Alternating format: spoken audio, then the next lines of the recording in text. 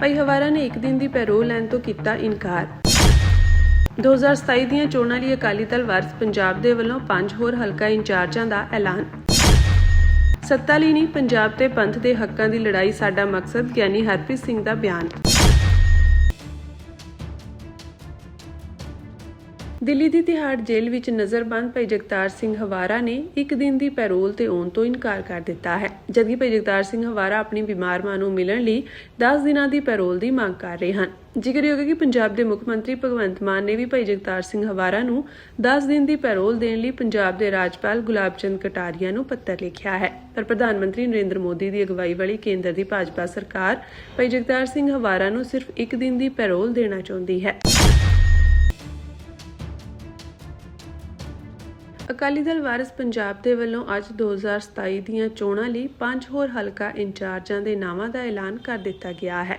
Amritsar press club ਵਿਖੇ ਇੱਕ press conference party ਦੇ ਪਾਰਲੀਮਨੀ ਬੋਰਡ ਦੇ ਮੈਂਬਰਾਂ ਅਤੇ ਫਰੀਦਕੋਟ ਤੋਂ ਮੈਂਬਰ ਪਾਰਲੀਮੈਂਟ ਭਾਈ ਸਰਬਜੀਤ ਸਿੰਘ ਖਾਲਸਾ ਵੱਲੋਂ ਕੀਤੀ ਗਈ, ਜਿਸ ਵਿੱਚ ਨਵੇਂ ਹਲਕਾ ਇੰਚਾਰਜਾਂ ਦੇ ਨਾਵਾਂ ਦਾ ਐਲਾਨ ਕੀਤਾ ਗਿਆ। ਇਸ ਮੌਕੇ ਪਾਰਲੀਮਨੀ ਬੋਰਡ ਦੇ ਕੋਆਰਡੀਨੇਟਰ ਕਾਬਲ ਸਿੰਘ, ਸੁਖਵਿੰਦਰ ਸਿੰਘ ਅਗਵਾਨ, ਬਾਬੂ ਸਿੰਘ ਬਰਾੜ ਅਤੇ ਪ੍ਰਗਟ ਸਿੰਘ ਵੀ ਹਾਜ਼ਰ ਸਨ। ਇਸ ਦੌਰਾਨ ਆਗਾਮੀ ਪੰਜਾਬ ਵਿਧਾਨ ਸਭਾ ਚੋਣਾਂ ਨੂੰ ਲੈ ਕੇ ਪਾਰਟੀ ਵੱਲੋਂ ਗਠਿਤ ਪਾਰਲੀਮਨੀ ਬੋਰਡ ਨੇ ਪੰਥਕ ਪਹਿਲਕਦਮੀਆਂ ਅਤੇ ਪਾਰਟੀ ਦੀ ਵਿਚਾਰਧਾਰਾ ਨੂੰ ਮੁੱਖ ਰੱਖਦਿਆਂ 5 ਹੋਰ ਹਲਕਾ ਇੰਚਾਰਜਾਂ ਦਾ ਐਲਾਨ ਕੀਤਾ, ਜਿਸ ਵਿੱਚ ਪਾਰਲੀਮਨੀ ਬੋਰਡ ਵੱਲੋਂ ਵਿਧਾਨ ਸਭਾ ਹਲਕਾ ਅਜਨਾਲਾ ਤੋਂ ਭਾਈ ਦਲਜੀਤ ਸਿੰਘ ਕਲਸੀ, ਹਲਕਾ ਮੋਗਾ ਤੋਂ ਭਾਈ ਗੁਰਮੀਤ ਸਿੰਘ ਬੁੱਕਣਵਾਲਾ, ਹਲਕਾ ਗਿੱਲ ਲੁਧਿਆਣਾ ਤੋਂ ਦਰਸ਼ਨ ਸਿੰਘ ਸ਼ਿਵਾਲਿਕ, ਕਪੂਰਥਲਾ ਤੋਂ ਬਾਬਾ ਜਗਜੀਤ ਸਿੰਘ ਬਾਬਾ ਜੱਗਾ ਅਤੇ ਕੋਟਕਪੁਰਾ ਤੋਂ ਰਸ਼ਪਾਲ ਸਿੰਘ ਸੋਸ਼ਨ ਨੂੰ 2027 ਦੀਆਂ ਵਿਧਾਨ ਸਭਾ ਚੋਣਾਂ ਲਈ ਹਲਕਾ ਇੰਚਾਰਜ ਐਲਾਨਿਆ ਗਿਆ। ਸਿੱਖ ਆਗੂ ਨੇ ਕਿਹਾ ਕਿ ਉਮੀਦਵਾਰਾਂ ਦੀ ਚੋਣ ਸਿਰਫ ਚੋਣ ਸਮੀਕਰਨਾਂ ਨੂੰ ਧਿਆਨ ਵਿੱਚ ਰੱਖ ਕੇ ਨਹੀਂ ਕੀਤੀ ਗਈ, ਸਗੋਂ ਪੰਥਕ ਸੋਚ, ਲੋਕਾਂ ਨਾਲ ਜੁੜਾਅ, ਸਮਾਜਿਕ ਸਰੋਕਾਰਾਂ, ਸੰਘਰਸ਼ਮਈ ਪਿਛੋਕੜ ਅਤੇ ਪੰਜਾਬ ਦੇ ਹਿੱਤਾਂ ਪ੍ਰਤੀ ਵਚਨਬੱਧਤਾ ਨੂੰ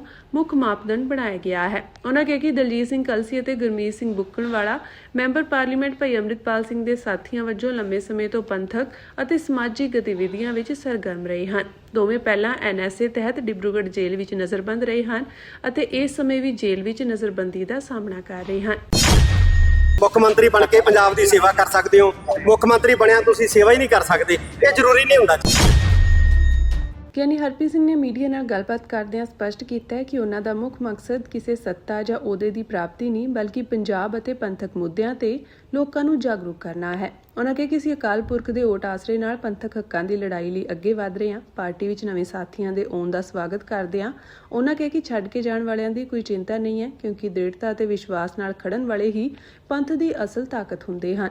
ਸਾਡਾ ਮਕਸਦ ਪੰਜਾਬ ਔਰ ਪੰਥਕ ਲੋਕਾਂ ਨੂੰ ਜਿਹੜਾ ਹੈ ਜਾਗਰੂਕ ਕਰਨਾ ਜੀ, ਇਹਨਾਂ ਦੇ ਹੱਕਾਂ ਪ੍ਰਤੀ, ਇਹਨਾਂ ਦੇ ਅਧਿਕਾਰਾਂ ਪ੍ਰਤੀ, ਔਰ ਇਹਦੇ ਲਈ ਅਸੀਂ ਤੁਰੇ ਹਾਂ। ਬਹੁਤ ਸਾਰੇ ਨਵੇਂ ਲੋਕ ਸਾਡੇ ਕਾਫਲੇ 'ਚ ਆਏ ਆ, ਕੋਈ ਇੱਕਾ ਦੁੱਕਾ ਸਵਾਰਥੀ ਛੱਡ ਕੇ ਵੀ ਚਲੇ ਗਏ ਆ। ਨਵਿਆਂ ਦਾ ਸਵਾਗਤ ਹੈ, ਛੱਡ ਕੇ ਜਾਣ ਵਾਲਿਆਂ ਦੀ ਕੋਈ ਚਿੰਤਾ ਨਹੀਂ ਹੈ, ਕਿਉਂਕਿ ਅਕਾਲ ਪੁਰਖ ਦੇ ਹੁਕਮ 'ਚ ਹੈ। ਨਵੀਂ ਪਾਰਟੀ ਦੀ ਰਜਿਸਟ੍ਰੇਸ਼ਨ ਬਾਰੇ ਬੋਲਦਿਆਂ ਉਹਨਾਂ ਦੱਸਿਆ ਕਿ ਚੋਣ ਕਮਿਸ਼ਨ ਦੀਆਂ ਕਾਨੂੰਨੀ ਕਾਰਵਾਈਆਂ ਅਤੇ ਰਸਮੀ ਪ੍ਰਕਿਰਿਆਵਾਂ ਪੂਰੀਆਂ ਕੀਤੀਆਂ ਜਾ ਰਹੀਆਂ ਹਨ। ਆਉਣ ਵਾਲੇ ਦਿਨਾਂ ਵਿੱਚ ਉਮੀਦਵਾਰਾਂ ਦੇ ਨਾਂ ਵੀ ਜਨਤਕ ਕੀਤੇ ਜਾਣਗੇ। ਪਾਰਟੀ ਰਜਿਸਟ੍ਰੇਸ਼ਨ ਕਰਨ ਵਾਸਤੇ ਅਸੀਂ ਯਤਨਸ਼ੀਲ ਹਾਂ। ਕਾਨੂੰਨੀ ਕਾਰਵਾਈਆਂ ਨੇ, ਚੋਣ ਕਮਿਸ਼ਨ ਨੇ ਰਜਿਸਟਰ ਕਰਨੀ ਹੈ। ਅਸੀਂ ਆਪਣੀ ਤਰਫੋਂ ਸਾਰੀਆਂ ਫਾਰਮੈਲਿਟੀਆਂ ਪੂਰੀਆਂ ਕਰਤੀਆਂ ਤੇ ਉਹ ਹੁਣ ਉਹਨੇ ਦੇਣਾ ਹੈ। ਉਮੀਦ ਹੈ ਜਿਹੜੇ ਉਮੀਦਵਾਰ ਚਾਹਵਾਨ ਨੇ ਇਲੈਕਸ਼ਨ ਲੜਦੇ ਕਿ ਪਾਰਟੀ ਉਹਨਾਂ ਨੂੰ ਖੋਲ ਕੇ ਇਲੈਕਸ਼ਨ ਲੜਾਏਗੀ। ਬੀਬੀ ਜਗੀਰ ਕੌਰ ਉਹਨਾਂ ਨੇ ਵੀ ਕਿਹਾ ਸੀ। ਹਾਂ, ਬਿਲਕੁਲ ਅਸੀਂ ਆਉਣ ਵਾਲੇ ਦਿਨਾਂ ਦੇ ਵਿੱਚ ਕੁਝ ਨਾਮ ਜਿਹੜੇ ਆ ਉਹ ਜਨਤਕ ਵੀ ਕਰ ਦਿਆਂਗੇ। ਕਿੱਥੋਂ ਜਦੋਂ ਉਹਨਾਂ ਤੋਂ ਗੁਰਬਾਣੀ ਦੇ ਪ੍ਰਸਾਰਣ ਬਾਰੇ ਸਵਾਲ ਪੁੱਛਿਆ ਗਿਆ ਤਾਂ ਗਿਆਨੀ ਹਰਪ੍ਰੀਤ ਸਿੰਘ ਨੇ ਕਿਹਾ ਕਿ ਗੁਰਬਾਣੀ ਦੇ ਪ੍ਰਸਾਰਣ ਤੇ ਕਿਸੇ ਵੀ ਇੱਕ ਚੈਨਲ ਦਾ ਏਕਾਧਿਕਾਰ ਨਹੀਂ ਹੋਣਾ ਚਾਹੀਦਾ।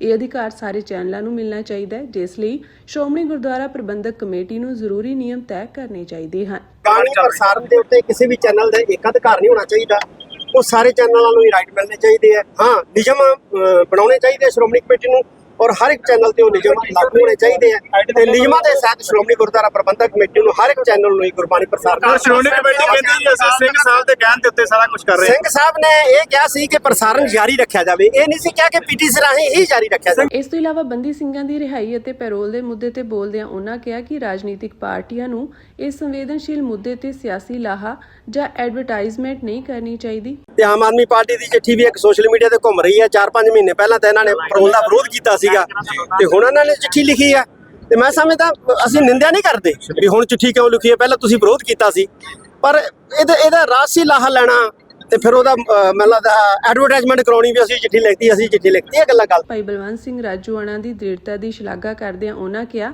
ਕਿ ਉਹਨਾਂ ਨੇ ਕਦੇ ਵੀ ਸਰਕਾਰ ਅੱਗੇ ਮਾਫੀ ਦੀ ਭੀਖ ਨਹੀਂ ਮੰਗੀ। ਭਾਈ ਬਲਵੰਤ ਸਿੰਘ ਰਾਜੂਆਣਾ ਹੈ ਜਿਨ੍ਹਾਂ ਨੇ ਆਪਣੇ ਬਚਾਅ ਲਈ ਆਪਣੇ ਵੱਲੋਂ ਕੋਈ ਅਪੀਲ ਦਾਇਰ ਨਹੀਂ ਕੀਤੀ ਵੀ ਮੈਂ ਸਰਕਾਰ ਨੂੰ ਕਹਿਣਾ ਨਹੀਂ ਵੀ ਮੈਨੂੰ ਰਿਹਾ ਕਰ ਦਿਓ, ਮੈਨੂੰ ਇਹ ਫਾਂਸੀ ਮੇਰੀ ਮਾਫ ਕਰ ਦਿਓ।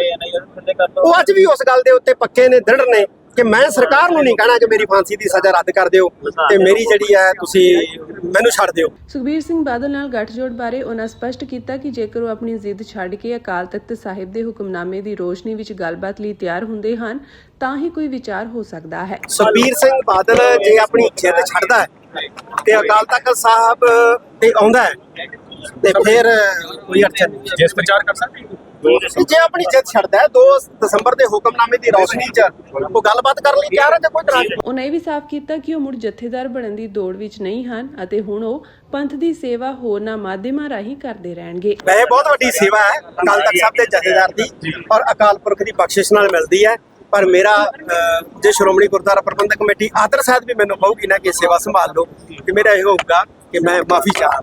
ਇਹ ਨਹੀਂ ਮੈਂ ਠੋਕਰ ਨਹੀਂ ਮਾਰਦਾ ਕਿਉਂਕਿ ਬਹੁਤ ਵੱਡੀ ਸੇਵਾ, ਪਰ ਮੈਂ ਮਾਫੀ ਮੰਗੂੰਗਾ, ਮੈਂ ਪੰਥ ਦੀ ਹੋਰ ਢੰਗ ਨਾਲ ਸੇਵਾ ਕਰਾਂ। ਹਰ ਵਿਅਕਤੀ ਜਿਹੜਾ ਆਪਣੀ ਆਪਣੀ ਸੀਟਾਂ ਤੇ ਲੱਗੇ ਹੋਏ ਆ, ਅਸੀਂ ਇੱਕੋ ਹੀ ਆਦੇਸ਼ ਕੀਤਾ ਹੋਇਆ ਕਿ ਸਾਰੇ ਆਪਣੇ ਆਪਣੇ ਥਾਵਾਂ ਦੇ ਉੱਤੇ ਕੰਮ ਕਰੋ, ਕੋਈ ਰੌਲਾ ਗੋਲਾ ਪਾਉਣ ਦੀ ਲੋੜ ਨਹੀਂ। ਅੱਗੇ ਬੜੀ ਅਸ਼ਾਂਤੀ ਬਣੀ ਹੋਈ ਹੈ ਪੰਜਾਬ ਦੇ ਵਿੱਚ, ਸ਼ਾਂਤੀ ਨਾਲ ਚੱਲੋ ਤੇ ਆਪਣੀ ਏਕਤਾ ਬਣਾਓ। ਸ਼੍ਰੋਮਣੀ ਅਕਾਲੀ ਦਲ ਦੀ ਸੀਨੀਅਰ ਆਗੂ ਅਤੇ ਸ਼੍ਰੋਮਣੀ ਗੁਰਦੁਆਰਾ ਪ੍ਰਬੰਧਕ ਕਮੇਟੀ ਦੀ ਪੂਰਵ ਪ੍ਰਧਾਨ ਬੀਬੀ ਜਗੀਰ ਕੌਰ ਸੱਚਖੰਡ ਸ੍ਰੀ ਦਰਬਾਰ ਸਾਹਿਬ ਵਿਖੇ ਨਤਮਸਤਕ ਹੋਏ। ਇਸ ਮੌਕੇ ਗੁਰੂ ਘਰ ਵਿਖੇ ਸ਼ੁਕਰਾਨੇ ਦੀ ਅਰਦਾਸ ਕਰਨ ਤੋਂ ਬਾਅਦ ਉਹਨਾਂ ਨੇ ਮੀਡੀਆ ਨਾਲ ਗੱਲਬਾਤ ਕਰਦਿਆਂ ਪਾਰਟੀ ਦੀਆਂ ਗਤੀਵਿਧੀਆਂ ਅਤੇ ਪੰਜਾਬ ਦੀ ਮੌਜੂਦਾ ਸਿਆਸੀ ਸਥਿਤੀ ਤੇ ਆਪਣੇ ਵਿਚਾਰ ਪ੍ਰਗਟ ਕੀਤੇ। ਬੀਬੀ ਜਗੀਰ ਕੌਰ ਨੇ ਕਿਹਾ ਕਿ ਪਾਰਟੀ ਦੇ ਸਾਰੇ ਵਰਕਰ ਚੜ੍ਹਦੀ ਕਲਾ ਨਾਲ ਆਪਣੇ ਇਲਾਕਿਆਂ ਵਿੱਚ ਡੋਰ ਟੂ ਡੋਰ ਪ੍ਰਚਾਰ ਕਰ ਰਹੇ ਹਨ ਅਤੇ ਆਪਣੀ ਡਿਊਟੀ ਇਮਾਨਦਾਰੀ ਨਾਲ ਨਿਭਾ ਰਹੇ ਹਨ। ਉਹਨਾਂ ਮੰਨਿਆ ਕਿ ਸੋਸ਼ਲ ਮੀਡੀਆ ਕਮਜ਼ੋਰ ਹੋਣ ਕਰਕੇ ਸ਼ਾਇਦ ਲੋਕਾਂ ਵਿੱਚ ਪਾਰਟੀ ਦੀ ਸਹੀ ਤਸਵੀਰ ਨਹੀਂ ਪਹੁੰਚ ਰਹੀ, ਪਰ ਜ਼ਮੀਨੀ ਪੱਧਰ ਤੇ ਵਰਕਰ ਡਟੇ ਹੋਏ ਹਨ। ਮਾਝੇ ਵਿੱਚ ਅਕਾਲੀ ਦਲ ਦੇ ਕਮਜ਼ੋਰ ਹੋਣ ਦੇ ਸਵਾਲ ਤੇ ਉਹਨਾਂ ਕਿਹਾ ਕਿ ਲੋਕ ਗੁਪਤ ਅਤੇ ਸ਼ਾਂਤ ਬੈਠੇ ਹਨ, ਜਿਸ ਦਾ ਮਤਲਬ ਕਮਜ਼ੋਰੀ ਨਹੀਂ ਹੈ। ਉਹਨਾਂ ਨੇ ਸਾਰੀਆਂ ਪੰਥਕ ਧਿਰਾਂ ਨੂੰ ਇਕੱਠੇ ਹੋਣ ਦੀ ਅਪੀਲ ਕੀਤੀ। ਪਾਰਟੀ ਛੱਡ ਕੇ ਜਾਣ ਵਾਲੇ ਆਗੂਆਂ ਤੇ ਬੋਲਦਿਆਂ ਉਹਨਾਂ ਕਿਹਾ ਕਿ ਜੇਕਰ 1-2 ਆਗੂ ਜਾਂਦੇ ਹਨ ਤਾਂ ਹੋਰ ਵੀ ਨਾਲ ਜੁੜਦੇ ਹਨ। ਇਸ ਦੇ ਨਾਲ ਹੀ ਉਹਨਾਂ ਨੇ ਸਿਆਸੀ ਆਗੂਆਂ ਨੂੰ ਸੰਜਮ ਵਿੱਚ ਰਹਿਣ ਅਤੇ ਬੋਲਣ ਤੋਂ ਪਹਿਲਾਂ ਤੋਲਣ ਦੀ ਸਲਾਹ ਵੀ ਦਿੱਤੀ। ਦੇਖੋ, ਜਿੱਥੇ ਅਰਦਾਸ ਕਰਕੇ ਸ਼ੁਰੂ ਕੀਤਾ ਸੀ ਉਹਦਾ ਸ਼ੁਕਰਾਨਾ ਕਰਨ ਵਾਸਤੇ ਆਏ ਹਾਂ ਕਿ ਬੜੀ ਸੁੱਖ ਸ਼ਾਂਤੀ ਦੇ ਨਾਲ ਤੇ ਚੜ੍ਹਦੀ ਕਲਾ ਦੇ ਨਾਲ ਸਾਰੇ ਵਰਕਰਾਂ ਨੇ ਆਪਣੀ ਡਿਊਟੀ ਸੰਭੀ ਹੋਈ ਹੈ। ਸਿਰਫ ਇੱਕੋ ਹੀ ਹੈ ਕਿ ਆਈਟੀ ਵਿੰਗ ਸਾਡਾ ਕਮਜ਼ੋਰ ਹੈ, ਅਸੀਂ ਨਹੀਂ ਬਣਾ ਸਕੇ ਕਿਉਂਕਿ ਅਸੀਂ ਸਰਮਾਏਦਾਰ ਨਹੀਂ। ਇਸ ਕਰਕੇ ਉੱਥੇ ਅਸੀਂ ਲੋਕਾਂ 'ਚ ਦਿਸਦੇ ਹਾਂ ਵੀ ਸ਼ਾਇਦ ਸਾਡੇ ਕੋਲ ਕੁਝ ਨਹੀਂ ਹੈਗਾ, ਪਰ ਮੈਨੂੰ ਇਹ ਆਸ ਹੈ ਕਿ ਜਿਹੜੇ ਵਰਕਰ ਜਿੱਥੇ ਲੱਗੇ ਹੈ, ਹੁਣ ਮੈਂ ਹੀ ਲਾ ਲਓ, ਮੈਂ ਆਪਣੇ ਇਲਾਕੇ ਦੇ ਵਿੱਚ ਡੋਰ ਟੂ ਡੋਰ ਲੱਗੀ ਹੋਈ ਹਾਂ, ਆਪਣੇ ਵਰਕਰਾਂ ਨੂੰ ਸੁਚੇਤ ਕਰ ਰਹੀ ਹਾਂ। ਅਬ ਮੈਂ ਕੱਲ ਦੇਖ ਰਹੀ ਸੀ ਆਪਣੇ ਕੈਰੋਂ ਸਾਹਿਬ ਬੜੀ ਚੜ੍ਹਦੀ ਕਲਾ ਦੇ ਨਾਲ ਲੱਗੇ ਹੋਏ। ਹਰ ਵਿਅਕਤੀ ਜਿਹੜਾ ਆਪਣੀ ਆਪਣੀ ਸੀਟਾਂ ਤੇ ਲੱਗੇ ਹੋਏ ਆ, ਅਸੀਂ ਇੱਕੋ ਹੀ ਆਦੇਸ਼ ਕੀਤਾ ਹੋਇਆ ਕਿ ਸਾਰੇ ਆਪਣੇ ਆਪਣੇ ਥਾਵਾਂ ਦੇ ਉੱਤੇ ਕੰਮ ਕਰੋ, ਕੋਈ ਰੌਲਾ ਗੋਲਾ ਪਾਉਣ ਦੀ ਲੋੜ ਨਹੀਂ। ਅੱਗੇ ਬੜੀ ਅਸ਼ਾਂਤੀ ਬਣੀ ਹੋਈ ਹੈ ਪੰਜਾਬ ਦੇ ਵਿੱਚ, ਸ਼ਾਂਤੀ ਨਾਲ ਚੱਲੋ ਤੇ ਆਪਣੀ ਏਕਤਾ ਬਣਾਓ। ਬਾਕੀ ਜੀ ਮਾਝੇ ਦੇ ਵਿੱਚ ਪਾਰਟੀ ਬੜੀ ਕਮਜ਼ੋਰ ਹੈ, ਪਾਰਟੀ ਦੇ ਮਾਝੇ ਦੇ ਵਿੱਚ ਕੋਈ ਮਾਝੇ 'ਚ ਅਕਾਲੀ ਦਲ ਕਮਜ਼ੋਰ ਹੋ ਸਕਦਾ ਹੈ, ਇਸ ਵੇਲੇ ਸਭ ਤੋਂ ਜ਼ਿਆਦਾ ਕਮਜ਼ੋਰ ਮੈਂ ਨਹੀਂ ਮੰਨਦੀ ਜੀ। ਇਹ ਸਾਰਾ ਦੇਖੋ, ਕਈ ਵਾਰੀ ਹੁੰਦਾ ਗੁਪਤ, ਸਾਰੇ ਚੁੱਪ ਬੈਠੇ ਆ, ਸ਼ਾਂਤ ਬੈਠੇ ਆ। ਉਹ ਕਹਿੰਦੇ ਜਿਨ੍ਹਾਂ ਨੇ ਰੌਲਾ ਪਾਉਣਾ ਪਾਲਣ ਤੋਂ ਅਸੀਂ ਸ਼ਾਂਤੀ ਨਾਲ ਉੱਠਾਂਗੇ। ਵਿਧਾਨ ਸਭਾ ਚੋਣਾਂ ਸਿਰ ਤੇ ਆ, ਕੋਈ ਗੱਲ ਨਹੀਂ ਜੀ, ਵਰਤੀ ਜਾਲ ਮੁੜ ਕੇ ਨਹੀਂ। ਮਾਝੇ ਵਾਲੇ ਇੰਨੇ ਕੁ ਸੁਚੇਤ ਹੋ ਗਏ ਹੈਗੇ ਆ ਕਿ ਉਹ ਸ਼੍ਰੀ ਅਕਾਲ ਤਖਤ ਸਾਹਿਬ ਤੋਂ ਦੂਰ ਜਾ ਹੀ ਨਹੀਂ ਸਕਦੇ। ਤੁਹਾਨੂੰ ਲੱਗਦਾ ਕਿ ਇੱਥੇ ਵੀ ਕੋਈ ਭਾਗਪੁਰ ਉੱਠੇਗੀ? ਸਾਰੀਆਂ ਬੀਬੀਆਂ ਭਾਗ ਕਰ ਰਹੇ ਨੇ, ਤੁਸੀਂ ਉਹਨਾਂ ਦੇ ਭਰਾ ਹੋ। ਪਰ ਤੁਹਾਡੀ ਉਹ ਸਭ ਤੋਂ ਸਟਰੋਂਗ ਲੀਡਰ ਸੀ ਬੀਬੀ ਕਿਰਨਜੋਤ ਕੌਰ, ਪਾਰਟੀ ਦੇ ਪਾਸੇ ਚਲੇ ਗਏ। ਨਹੀਂ, ਪਾਰਟੀ ਤੋਂ ਪਾਸੇ ਨਹੀਂ ਗਏ ਜੀ, ਉਹ ਬਾਹਰ ਗਏ ਸੀਗੇ, ਉਹਨਾਂ ਦੇ ਬੱਚਿਆਂ ਦੇ ਉੱਥੇ ਉਹ ਗਏ ਹੋਏ ਆ, ਉੱਥੇ ਪਹੁੰਚੇ ਸੀਗੇ। ਉਹ ਤਾਂ ਹਮੇਸ਼ਾ ਬੋਲਦੇ ਆ ਜਦੋਂ ਗੁਰਮਤ ਦੀ ਗੱਲ ਆ ਜੇ ਜਾਂ ਗੁਰਮਤ ਦਾ ਕਾਨ ਹੋਵੇ, ਹਮੇਸ਼ਾ ਆਪਣੀ ਆਵਾਜ਼ ਉਠਾਉਂਦੇ ਆ। 2027 ਨੇੜੇ ਪੰਥਕ ਪਾਰਟੀਆਂ ਨਾਲ ਆਪਸੀ ਗੱਠਜੋੜ ਅਸੀਂ ਤੇ ਅਰਦਾਸ ਹੀ ਕਰ ਸਕਦੇ ਜੀ, ਅਸੀਂ ਤੇ ਰੋਜ਼ ਹੀ ਕਹਿੰਦੇ ਆ ਕਿ ਸਾਰੀਆਂ ਪੰਥਕ ਪਾਰਟੀਆਂ ਇਕੱਠੀਆਂ ਹੋਵੋ, ਲੱਗਦਾ ਹੈ ਤਕੜੇ ਹੋਵੋ। ਅਕਾਲੀ ਦਲ ਇਕੱਠੇ ਹੋ ਜਾਣ, ਪਰਮਾਤਮਾ ਹੀ ਜਵਾਬ ਦੇਗਾ ਜੀ, ਗੁਰੂ ਰਾਖਾ ਹੀ ਤੇ ਹੈ। ਇਸ ਵੇਲੇ ਕੁਝ ਤੁਹਾਡੀ ਪਾਰਟੀ ਦੇ ਜਿਹੜੇ ਸੀਨੀਅਰ ਆਗੂ ਸੀ ਉਹ ਵਾਰਸ ਪੰਜਾਬ ਦੇ ਵਿੱਚ ਸਾਰੇ ਸੀਨੀਅਰ ਹੀ ਹੈ ਜੀ। ਜੇ ਉਹ 3 ਵਾਰੀ ਐਮਐਲਏ ਬਣੇ ਹੋਣਗੇ ਤੇ ਇੱਥੇ ਸਾਰੇ ਜਿਹੜੇ 5 ਵਾਰੀ ਵਾਲੇ ਵੀ ਹੈਗੇ, 7 ਵਾਰੀ ਵੀ ਹੈਗੇ, ਸਾਰੇ ਸੀਨੀਅਰ ਹੀ ਹੈ। ਇਹ ਨਹੀਂ ਕਹਿਣਾ ਚਾਹੀਦਾ ਜੇ ਪਾਰਟੀ ਚੋਂ ਕੋਈ ਇੱਕ ਲੀਡਰ ਦੂਜੇ ਪਾਸੇ ਜਾਂਦਾ ਤੇ 4 ਦੂਜੇ ਪਾਸੇ ਵੀ ਆਉਂਦੇ ਹੁੰਦੇ ਆ। ਇਹ ਮਾਪ ਤੋਲ ਨਹੀਂ ਹੁੰਦਾ ਕਿ ਉਹ ਫਲਾਨਾ ਉਧਰ ਚਲ ਗਿਆ, ਉਹ ਦੂਜਾ ਉਧਰ ਚਲ ਗਿਆ। ਜਦੋਂ ਕੋਈ ਇੱਕ ਜਾਂਦਾ, ਦੋ ਜਾਂਦੇ ਆ ਤਾਂ 10 ਦੂਜੇ ਪਾਸੇ ਵੀ ਆ ਜਾਂਦੇ। ਸਿਰਫ ਇਹ ਹੈ ਅਸੀਂ ਜਿਹੜਾ ਗੁਪਤ ਤਰੀਕੇ ਨਾਲ ਚੱਲਦੇ ਆ, ਅਸੀਂ ਬਹੁਤਾ ਰੌਲਾ ਰੋੜਾ ਨਹੀਂ ਪਾਉਂਦੇ ਕਿ ਸਪੀਕਰ ਜੋ ਇਹ ਖੁਦ ਅੰਮ੍ਰਿਤਧਾਰੀ ਆ ਪਰ ਉਹ ਇਸ ਵਕਤ ਸੱਤਾ ਦੇ ਨਸ਼ੇ ਦੇ ਵਿੱਚ ਅੰਨੇ ਹੋ ਕੇ ਆਪਣੀ ਮਰਜ਼ਾਦਾ ਭੁੱਲ ਗਿਆ, ਉਹਨੂੰ ਅਕਾਲ ਤਖ਼ਤ ਸਾਹਿਬ ਤੇ ਪੇਸ਼ ਕਰਕੇ ਸਖਤ ਤੋਂ ਸਖਤ ਜਿਹੜੀ ਸਜ਼ਾ ਦਿੱਤੀ ਜਾਵੇ। ਪੰਜਾਬ ਵਿਧਾਨ ਸਭਾ ਦੇ ਸਪੀਕਰ ਕੁਲਤਾਰ ਸਿੰਘ ਸੰਧਵਾ ਵੱਲੋਂ ਵਿਧਾਨ ਸਭਾ ਦੇ ਸੈਸ਼ਨ ਦੌਰਾਨ ਸਿੱਖਾਂ ਦੇ ਕੇਸਾਂ ਸੰਬੰਧੀ ਕਥਿਤ ਤੌਰ ਤੇ ਇਤਰਾਜ਼ਯੋਗ ਸ਼ਬਦਾਵਲੀ ਵਰਤਣ ਦਾ ਮਾਮਲਾ ਹੁਣ ਸ਼੍ਰੀ ਅਕਾਲ ਤਖ਼ਤ ਸਾਹਿਬ ਤੱਕ ਪਹੁੰਚ ਗਿਆ ਹੈ। ਅਕਾਲੀ ਦਲ ਵਾਰਿਸ ਪੰਜਾਬ ਦੇ ਵੱਲੋਂ ਇਸ ਮਾਮਲੇ ਨੂੰ ਲੈ ਕੇ ਸ਼੍ਰੀ ਅਕਾਲ ਤਖ਼ਤ ਸਾਹਿਬ ਦੇ ਜਥੇਦਾਰ ਗਿਆਨੀ ਕੁਲਦੀਪ ਸਿੰਘ ਗੜਗੱਜ ਨੂੰ ਮੰਗ ਪੱਤਰ ਸੌਂਪ ਕੇ ਸਪੀਕਰ ਕੁਲਤਾਰ ਸਿੰਘ ਸੰਧਵਾ ਨੂੰ ਸ਼੍ਰੀ ਅਕਾਲ ਤਖ਼ਤ ਸਾਹਿਬ ਵਿਖੇ ਤਲਬ ਕਰਨ ਅਤੇ ਸਖਤ ਧਾਰਮਿਕ ਕਾਰਵਾਈ ਕਰਨ ਦੀ ਮੰਗ ਕੀਤੀ ਗਈ ਹੈ।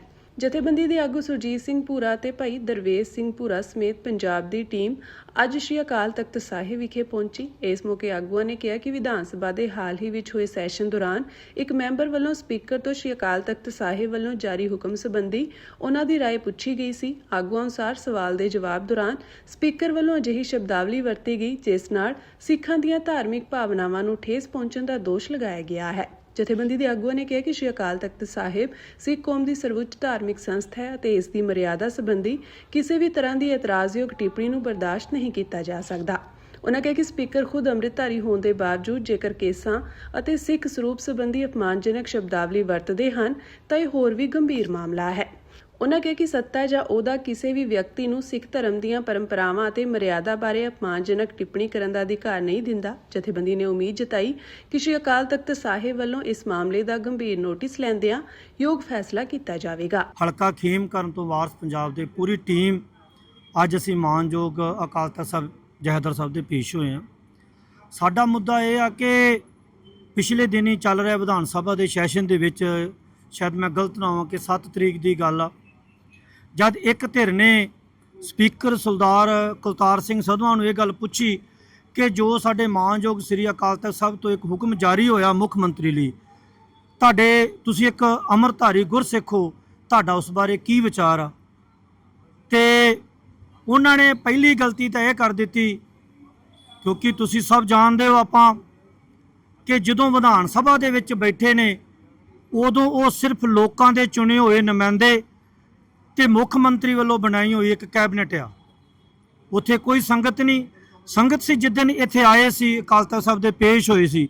ਇੱਕ ਗਲਤੀ ਤਾਂ ਸਪੀਕਰ ਸਾਹਿਬ ਨੇ ਉਹ ਕੀਤੀ ਕਿ ਉਹਨਾਂ MLA ਸਾਹਿਬ ਨੂੰ ਉਹਨਾਂ ਸੰਗਤ ਦਾ ਰੂਪ ਦਿੱਤਾ।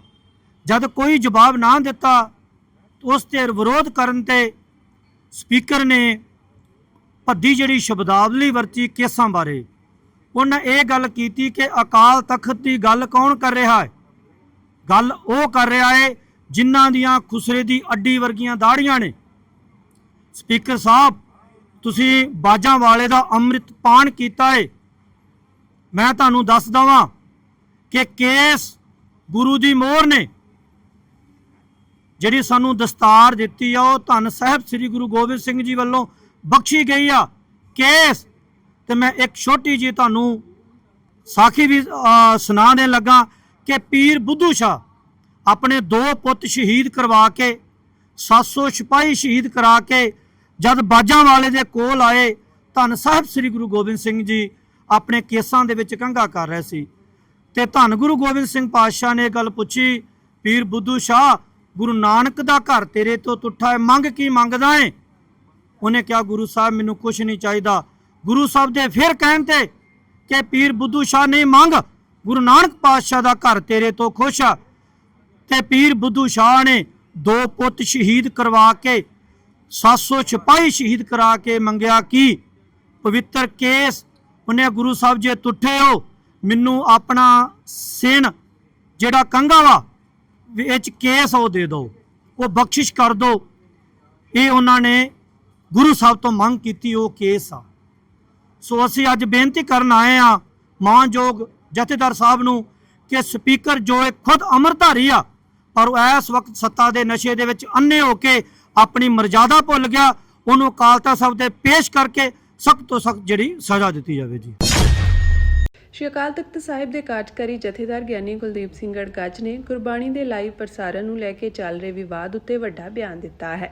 ਉਹਨਾਂ ਸਪਸ਼ਟ ਕੀਤਾ ਕਿ ਸ਼੍ਰੀ ਦਰਬਾਰ ਸਾਹਿਬ ਤੋਂ ਗੁਰਬਾਣੀ ਦੇ ਪ੍ਰਸਾਰਣ ਸੰਬੰਧੀ ਕਿਸੇ ਵੀ ਚੈਨਲ ਜਾਂ ਸੰਸਥਾ ਨੂੰ ਆਪਣੀ ਮਨਮਰਜ਼ੀ ਕਰਨ ਦਾ ਕੋਈ ਅਧਿਕਾਰ ਨਹੀਂ ਹੈ।